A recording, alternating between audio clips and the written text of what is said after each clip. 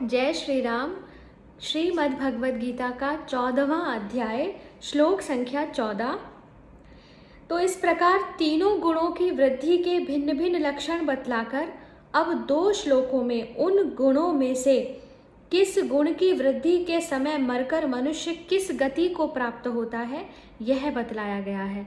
अर्थात मृत्यु के समय जिस गुण की वृद्धि होती है उस गुण के अनुसार उस मनुष्य को योनि प्राप्त होती है, इसका वर्णन यहाँ हुआ है। यदा सत्वे प्रवर्धे तु प्रलयम याति देहभृत तदोत्तमविदाम लोकान मलान प्रतिपद्यते। यदा सत्वे प्रवर्धे तु प्रलयम याति देहभृत तदोत्तम विदाम लोकान मलान प्रतिपद्यते। जब यह मनुष्य सत्व गुण की वृद्धि में मृत्यु को प्राप्त होता है तब तो उत्तम कर्म करने वालों के निर्मल दिव्य स्वर्ग आदि लोकों को प्राप्त होता है। अम्लान का शाब्दिक अर्थ है निर्मल दिव्य स्वर्ग आदि लोकों को प्राप्त होता है, प्रतिपद्यते प्राप्त होता है। तो प्रश्न है कि यदा और तदा इन कालवाची समय के सूचक अवयव पदों का प्रयोग करके क्या भाव दिखलाया है तथा सत्व गुण की वृद्धि में मृत्यु को प्राप्त होना क्या है। उत्तर है कि यदा और तदा कालवाची अवयव पदों का प्रयोग करके यह दिखलाया गया है कि इस प्रकरण में ऐसे मनुष्य की गति का निरूपण किया जाता है जिसकी स्वाभाविक स्थिति दूसरे गुणों में होते हुए भी सात्विक गुण की वृद्धि में मृत्यु हो जाती है।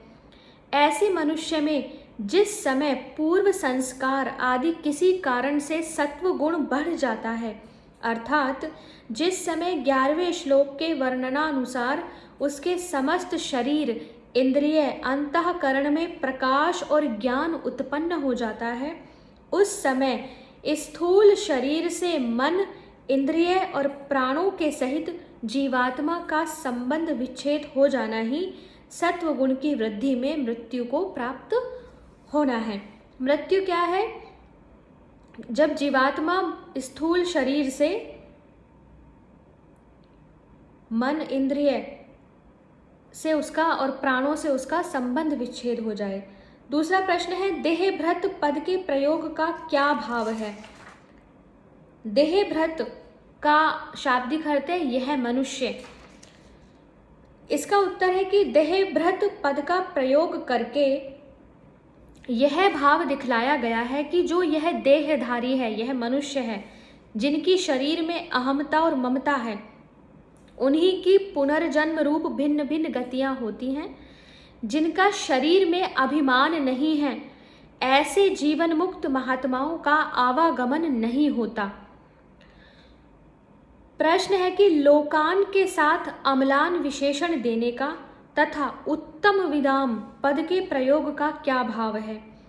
उत्तर है कि लोकान पद के साथ अम्लान विशेषण देकर यह भाव दिखलाया गया कि सत्व गुण की वृद्धि में मरने वाले जिन लोकों की प्राप्ति होती है उन लोकों में मल अर्थात किसी प्रकार का दोष या क्लेश नहीं है, वो निर्मल हैं, वे दिव्य प्रकाशमय शुद्ध और सात्विक हैं। यहाँ उत्तम विदाम पद में उत्तम शब्द से शास्त्र विहित कर्म और उपासना का लक्ष्य है।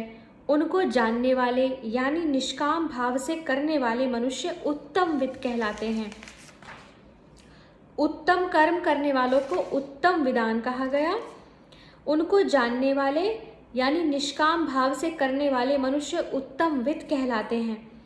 वे उक्त कर्मोपासना के प्रभाव से जिन लोकों को प्राप्त करते हैं, सत्व गुण की वृद्धि में मरने वाला सत्व गुण के संबंध से उन्हीं लोगों को प्राप्त कर लेता है।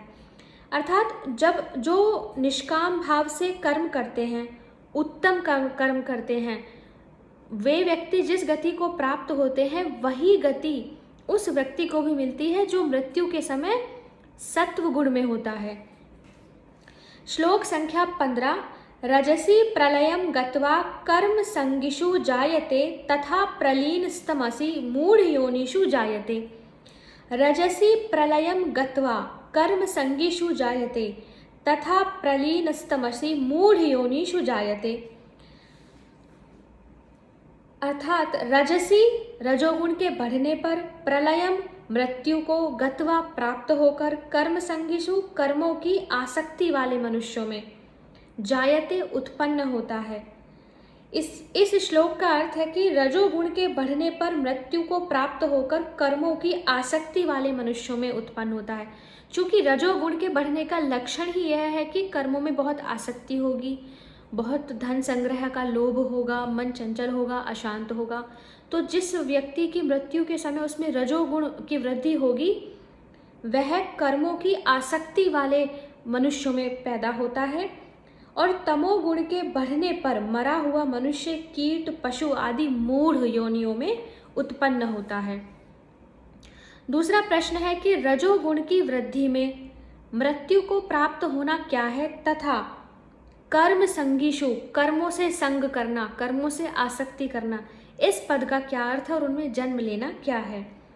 उत्तर है कि जिस समय रजोगुण बढ़ा होता है, अर्थात 12वें श्लोक के अनुसार लोभ प्रवृत्ति राजसी भाव बढ़े होते हैं, उस समय जो स्थूल शरीर से मन, इंद्रिय, प्राणों के सहित जीवात्मा का संबंध विच्छेद हो जाना है, वही रजोगुण की वृद्धि में मृत्यु को प्राप्त होना है।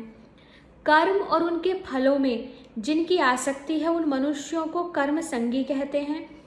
इसलिए मनुष्य योनि को प्राप्त होना ही कर्म संगियों में जन्म लेना है। दूसरा प्रश्न है तमोगुण की वृद्धि में मरना तथा मूढ़ योनि में उत्पन्न होना क्या है।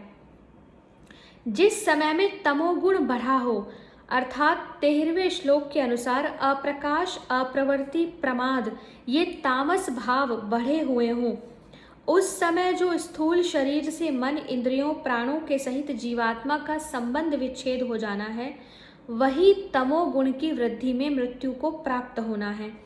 और कीट पतंग, पशु पक्षी, वृक्ष लता आदि जो तामसी योनियां हैं, उनमें जन्म लेना ही मूढ़ योनियों में उत्पन्न होना है। तो सत्व, रज और तम इन तीनों गुणों की वृद्धि में मरने के भिन्न भिन्न फल बतलाए गए। इससे यह जानने की इच्छा होती है कि इस प्रकार कभी किसी गुण की और कभी किसी गुण की वृद्धि क्यों होती है। इस पर क्या कहते हैं श्लोक संख्या 16। कर्मणः सुकृत स्याहु सात्विकम निर्मलम फलम रजसस्तु फलम दुःखमज्ञानम तमसः फलम। कर्मणः सुकृतस्य आहु सात्विकम निर्मलम फलम रजसः तु फलम दुखम अज्ञानम तमसः फलम।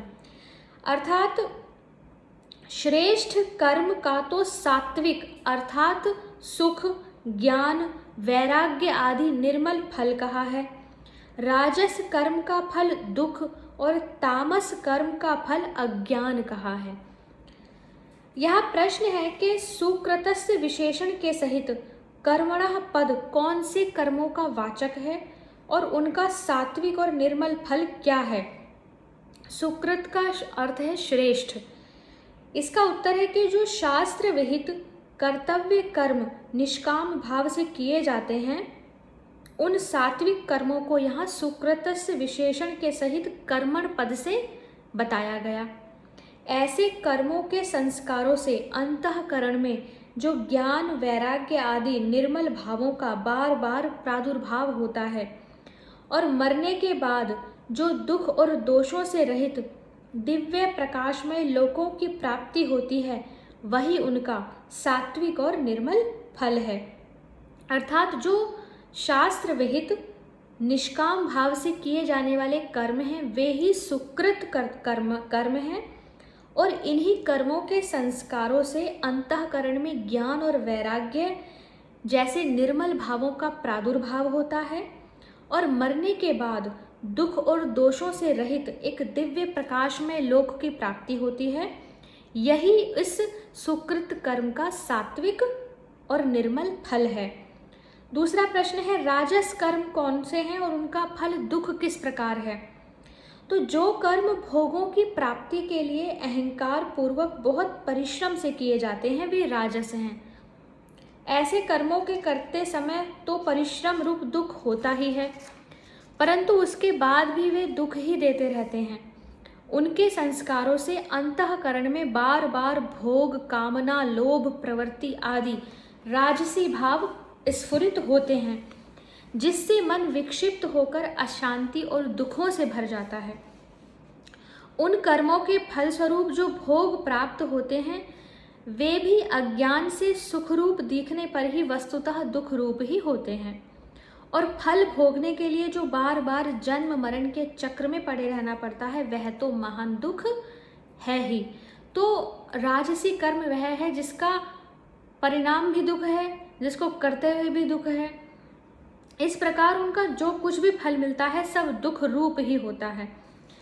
प्रश्न है कि तामस कर्म कौन से हैं और उनका फल अज्ञान क्या है। राजस में आपको ये पता होता है कि ये दुख है, तामसी कर्म वो है कि आपको ये एहसास ही नहीं है कि जो आप कर रहे हैं उसका फल आपको दुख के रूप में मिलेगा।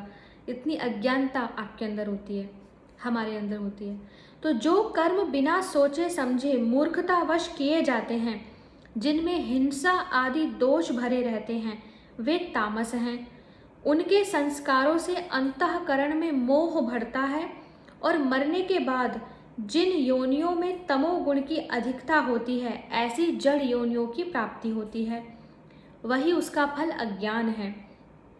प्रश्न है कि यहाँ गुणों के फल का वर्णन करने का प्रसंग था, बीच में कर्मों के फल की बात क्यों कही गई। यह अप्रासंगिक सा लगता है। राजस तीनों ही गुणों में कर्मों के फल की बात की गई। तो इसका उत्तर है कि ऐसी बात नहीं है, क्योंकि पिछले श्लोकों में प्रत्येक गुण की वृद्धि में मरने का भिन्न भिन्न फल बतलाया गया। अतः गुणों की वृद्धि के कारण रूप कर्म संस्कारों का विषय भी अवश्य आना चाहिए। अभिप्राय यह है कि सात्विक, राजस और तामस तीनों प्रकार के कर्म संस्कार प्रत्येक मनुष्य के अंतःकरण में संचित रहते हैं। उनमें से जिस समय जैसे संस्कारों का प्रादुर्भाव होता है वैसे ही सात्विक आदि भाव बढ़ते हैं और उन्हीं के अनुसार नवीन कर्म होते हैं। कर्मों से संस्कार, संस्कारों से सात्विक आदि गुणों की वृद्धि, वैसे ही स्मृति, स्मृति के अनुसार पुनर्जन्म और पुनः कर्मों का प्रारंभ। इस प्रकार यह चक्र चलता रहता है। इसमें अंतकालीन सात्विक आदि भावों के फल की जो विशेषता पिछले श्लोकों में दिखलाई गई वह भी प्रायः पूर्वकृत सात्विक, राजस, तामस कर्मों के संबंध से ही होती है। इसी भाव को दिखलाने के लिए यह श्लोक कहा गया, अतएव प्रासंगिक नहीं है, क्योंकि गुण और कर्म दोनों के संबंध से ही अच्छी बुरी योनियों की प्राप्ति होती है। अर्थात जो गुण हैं उस गुण के अनुसार कर्म होते हैं, उन्हीं से कर्म संस्कार बनते हैं, उन्हीं के अनुसार योनि प्राप्त होती है। तो अंततोगत्वा ये गुण और कर्म ही कर्म फल को निश्चित करते हैं। श्लोक संख्या 17 से आगे के वीडियो में पढ़ेंगे। हरे कृष्णा।